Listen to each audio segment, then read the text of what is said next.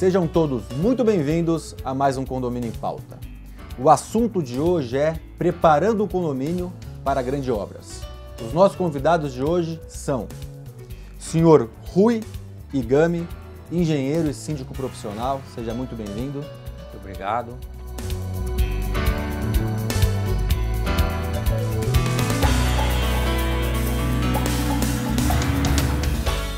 E a senhora Ellen Carvalho Rocha, formada em Direito e também síndica profissional. Seja muito bem-vinda. Muito obrigada, Ricardo.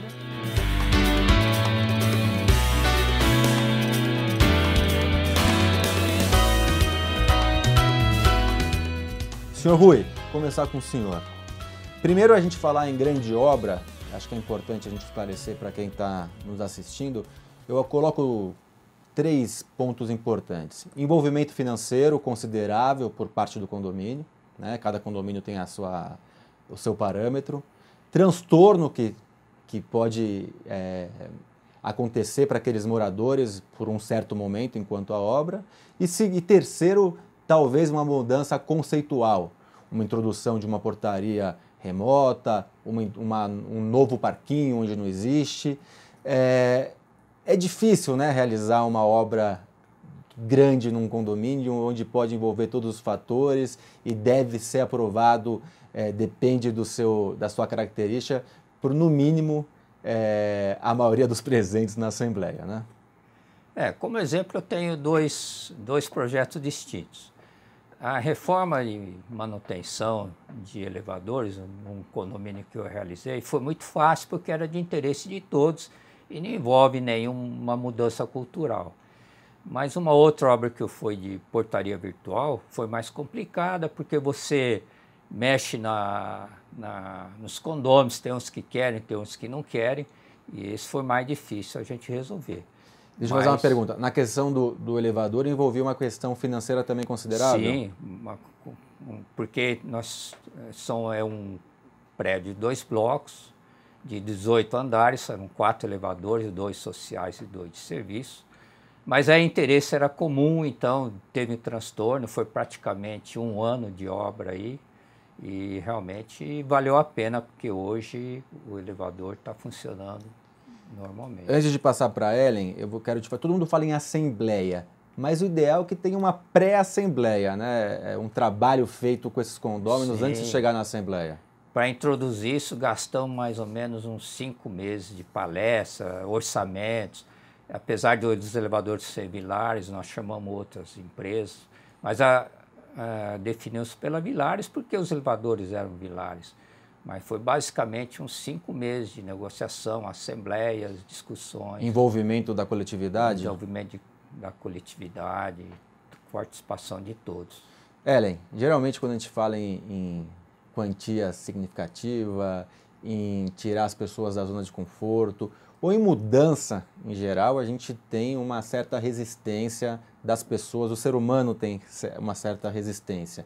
Esse trabalho pré-assembleia, você costuma fazer, você acha importante, principalmente agora focando para o nosso assunto de hoje, que é uma obra de porte considerável? Sim, geralmente no condomínio que eu atuo, a gente costuma colocar no site, em redes sociais, comunicados nos elevadores, o que vocês acham de tal reforma, o quanto isso vai agregar no nosso condomínio, o quanto vai ser bem recebido, como vai ser recebido, e no decorrer desse tempo a gente vai fazendo cotações com outras empresas, vai escutando, né, a voz da maioria, ver como que pode adequar o condomínio para aquela reforma, porque não só na parte significativa financeira, tem também a questão operacional, vai ter aquele incômodo, tem aquele condômino que às vezes não aceita aquela reforma, e aí fica um pouquinho complicado. Algumas vezes vai ter muitos elogios, mas também teremos muitas críticas. Aí a gente vai... Vocês concordam comigo, desculpa interromper, vocês concordam comigo que quanto mais um trabalho que a gente fizer pré mais chance daquela assembleia ser aprovada e andar de uma maneira mais... Isso. A pessoa esgota as dúvidas, ou próprias críticas, porque tem gente que gosta só de bater, né? A gente sabe disso, que independente do que for proposto, a pessoa vai querer bater. Esse trabalho, eu vou voltar aqui para o Rui, esse trabalho prévio de deixar a pessoa falar, expor, ele é crucial, né, Rui? É importantíssimo. Você tem que deixar toda a comunidade à vontade, expressar suas opiniões. E isso também ajuda o conselho, o síndico, a tomar certas decisões. É importantíssimo. Ellen, na Assembleia, como que traz um especialista? Sim. Traz um engenheiro? Sempre trazer um engenheiro, o maior interessado, que são as empresas que vai oferecer aquela reforma, como, por exemplo, a individualização de água. Primeiro, chamamos uma assembleia, convocamos, colocamos a favor, o contra, o quanto aquilo vai agregar para o nosso condomínio. Posteriormente, esclarecemos todas as dúvidas dos condôminos.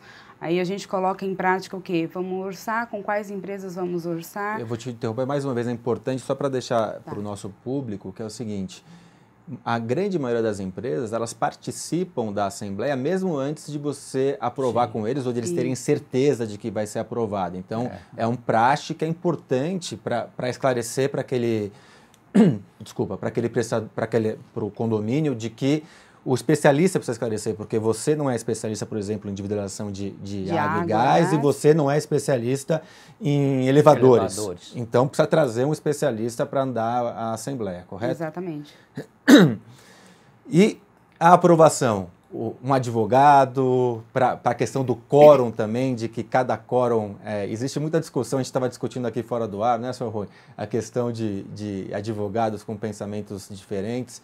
Também é importante ter essa consultoria bem realizada e, às vezes, levar um advogado também para essa assembleia de aprovação. No caso de elevador, eu basicamente, pelo fato de eu ter uma experiência em gerenciamento de projeto, então eu conheci alguma coisa da parte elétrica, mecânica. O senhor é engenheiro, né? Então ajudou bastante.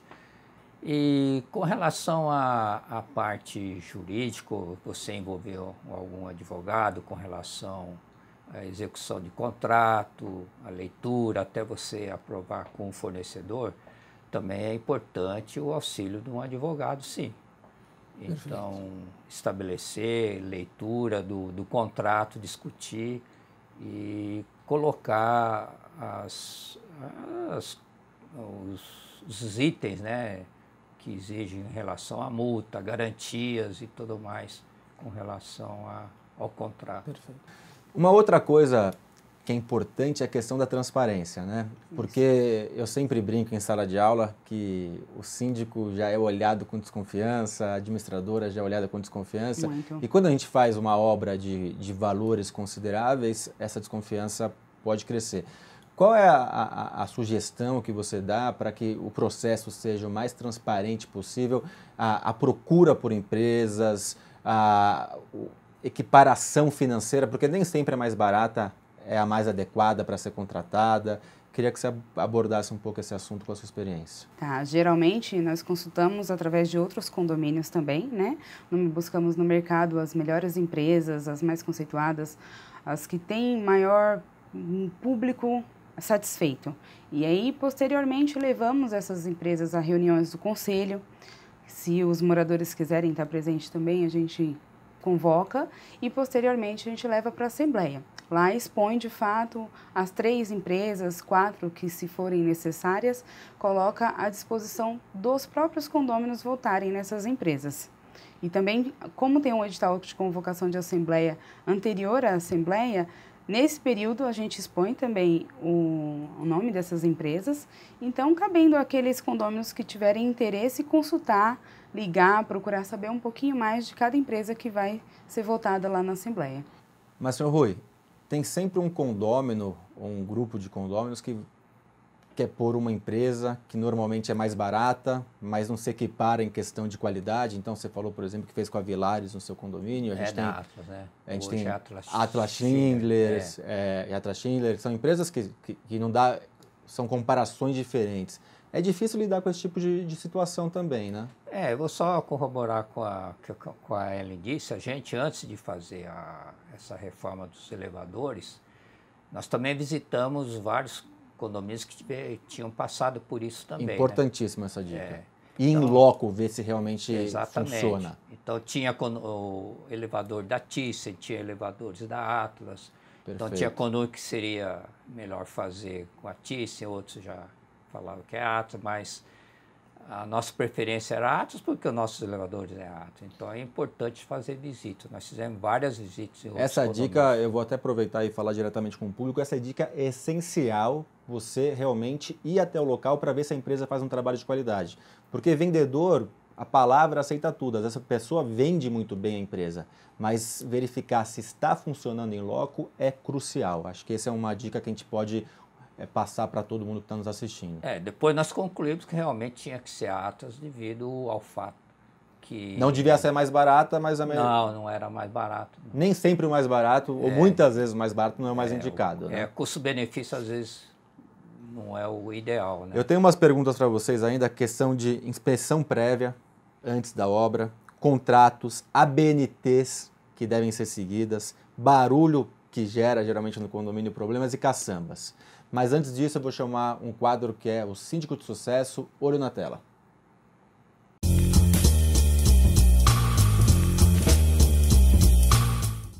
Meu nome é Gustavo Demétrio, sou síndico profissional e engenheiro civil de formação. Atuo na Zona Norte de São Paulo e também Osasco e regiões. Como eu sou engenheiro civil de formação e implantei alguns condomínios, eu tive a solicitação de alguns familiares e também de amigos para dar algum tipo de consultoria. E nisso eu vi uma necessidade de aprimoramento nessa profissão e uma oportunidade no mercado. O concurso de síndico profissional me deu muito mais clareza e confiança na gestão do condomínio num todo. É importantíssimo se qualificar na área, fazer um bom curso. O condomínio ele demanda diversas especificidades para gerir, não só a gestão financeira, a gente tem também a questão de segurança, portaria, limpeza, entre outras. Então o curso ele te dá toda essa direção. O curso me ajudou bastante, além do conhecimento técnico e profissional dos instrutores, o contato com os colegas, o networking, o dia a dia, a gente sempre está trocando informações, conhecimento. Atualmente eu estou como síndico profissional no meu próprio condomínio, onde eu moro.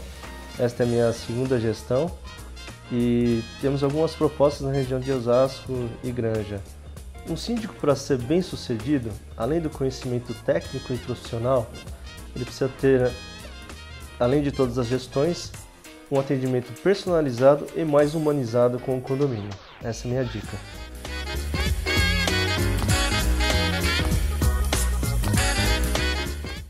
Bom, estamos de volta. Já deixei os assuntos em pauta para vocês. Vocês vão pensando que vocês vão me responder no segundo bloco. E você que está em casa, sexta-feira, essas e outras respostas para você. Até lá.